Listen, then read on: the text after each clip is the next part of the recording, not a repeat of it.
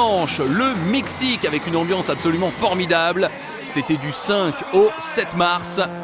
Cérémonie de départ à Guanajuato et Hirvonen est le premier sur la piste car il est le leader du championnat du monde et il va souffrir pour trouver l'adhérence. Et en plus, il offre de meilleures conditions à ceux qui sont derrière lui. Peter Solberg. C'est lui l'homme de la première journée, petite frayeur aussi, mais il gagne 5 spéciales. Il est en tête à la fin de la première journée. Sébastien Ogier. Attention, léger droite 150 en ciel déleste. Sur gauche 150 de 120 mètres. Gros léger ciel à fond pour 100 mètres. Une superbe première journée pour le Français. Il est deuxième à 15 secondes de Solberg. Sébastien Loeb, lui aussi, a souffert. Mais il est à moins de 30 secondes de la tête du rallye. Sur gauche 143 moins, ferme 130. Et tout va changer lors de la deuxième journée. Loeb est maintenant le troisième à s'élancer sur la route et ça change tout. C'est tout bénéfice pour l'Alsacien. Il prend la tête après seulement 2 spéciales dans cette deuxième journée. 140 moins 1000 en frein pour 60 mètres, droite 40 épingle. Moins 4 aussi. Allez, on en profite. Caméra embarquée avec Sébastien Loeb et Daniel Elena. Nous sommes dans la spéciale de Derramadero. Sur gauche ferme 120 moins long des verts.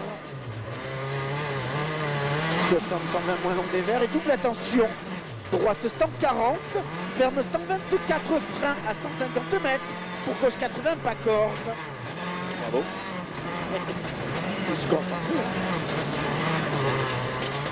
Un petit morceau de dialogue assez surprenant hein, entre Sébastien Loeb et Daniel Elena.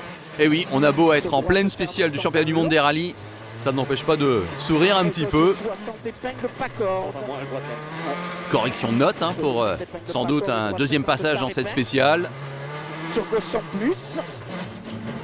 Ça se passe bien donc en tout cas pour les forces françaises. Et du côté de Ford et de Hirvonen et Latvala, en revanche, on souffre un peu, notamment de crevaisons et de difficultés de réglage. Bref, on est dominé.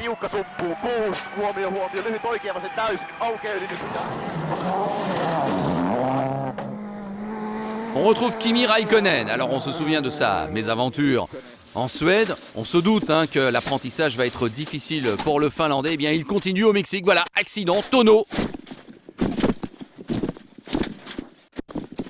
Et on constate qu'il ne fait pas les choses à moitié. Hein. Kimi Raikkonen, c'est un accident sérieux. C'est évidemment terminé pour lui.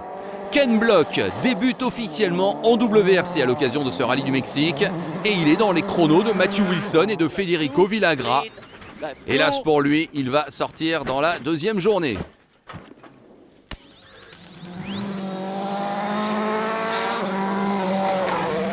À ce moment-là, nous avons une bataille pour la deuxième place entre Sébastien Ogier et Peter Solberg. Ogier, il reprend cette place après la première spéciale de la troisième journée.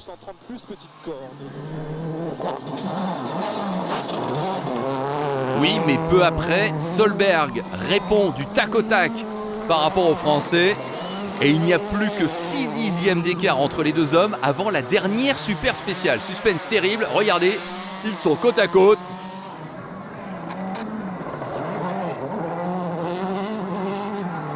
Et c'est Solberg qui va terminer vainqueur de cet exercice et de ce duel.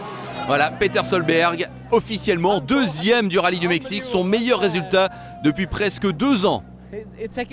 C'est une deuxième place, mais pour moi, c'est comme une victoire.